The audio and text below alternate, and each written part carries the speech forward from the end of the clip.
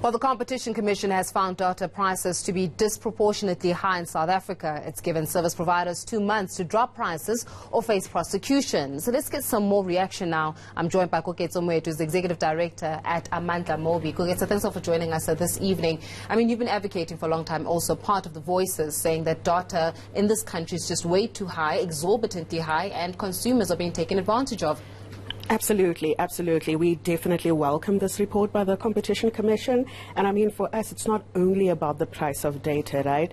It is also that there is a price discrimination, which means that lower income consumers are paying so much more for data. This is unthinkable. In a country as unequal as ours already, this deepens and entrenches further inequalities. Data, internet access has become such an integral part of our day-to-day lives, right? Whether registering a business, whether getting services from government as well, whether applying for school services, among many, many other things. So an inability to access data is so completely goes right into the heart of aggravating and entrenching existing inequalities. But will the major service providers actually suffer as a result of these recommendations being brought forward? And I'll tell you why. I was actually having listened to a conversation earlier today just about how, by the time you and me have finished with this conversation, how much will the service providers have actually accumulated as a result of people continuously consuming data from the very same service providers. So in other words, maybe even mitigating and being able to come up with the difference of how much they will be fined in the long run anyways.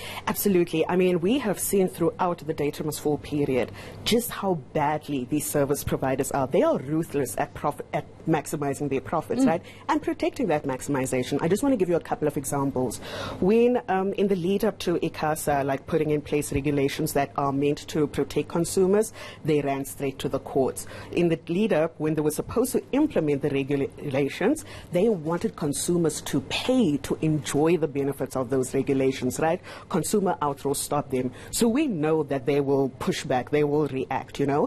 One of the things I deeply appreciate about what the Competition Commission report has done, one, it has given timelines. It has given fixed numbers. Yeah. And the way I say it, they are actually getting off so lightly, considering all these years, all these decades of profiteering, you know, like it should be seen that they should actually do this. And over and above that, I mean, this is not the end. There's a lot of like good recommendations that were made, and something we also do support is universal free access to the internet, right? We don't only want to be dependent on these companies, because a service like this, which is a public good, should not be for profit, right? But we are saying that in the meantime, as we work towards that, they are the dominant player. They are, and therefore should be treated subject to recognizing that it is a public good and people should access. So things like the Lifeline offering, right? The offering of a Lifeline package, which is a small package which would be free from the companies.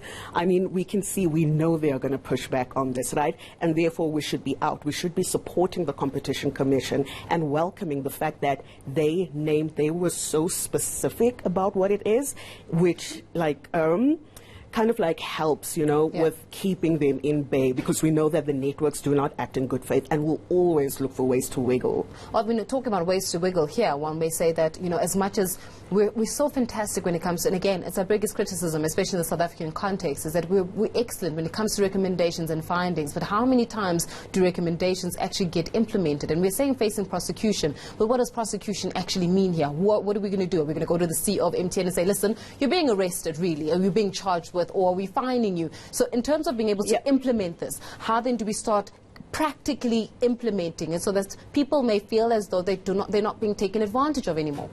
I think there's a series of things, right? The institutions, the regulators have their role to play, as in terms of driving the prosecutions and so on. But on the other hand, outside, externally, as the consumers of this, we also definitely have a role to play. And I want to give a couple of examples of what we've seen in the past. What we have seen in the past was that consumer outrage, when they were trying to charge for the rollover, for example, it forced their hand. hand to avoid the charging thing, right? To scrap away with the whole idea of charging. Number two, I remember with the ICASA interdict when they were doing all of the stuff with the courts. Throughout that period, all of the events that were hosted by them, for example, the MTN-sponsored Walk the Talk, right? We took actions there. So there's a whole set of things that citizens should be doing, not showing both support for the Competition Commission, right? Because part of what these companies also depend on is their resources, their access to resources and so on. And so they can take things to court and allow things to drag on and drag on and drag on, right? What are we doing in the meantime outside? Some of the things we will also be looking at in this period to also up the pressure, right, is the non-compliance with aspects of the ICASA's regulations, which we will be taking on in the next couple of days. But this is such a significant moment for us to come together and say, actually, this exploitation, this ruthless profit-maximizing ways in which you operate are unacceptable. We will not tolerate it anymore. Yeah. And the people will not tolerate it anymore. Absolutely. We'll leave it there for this evening, but thanks a lot for joining us and shedding some light in terms of reactions as the civil society organizations continue to react to those recommendations as put forward by the Competition Commission. Go get some Executive Director at Amanda Mobi. While we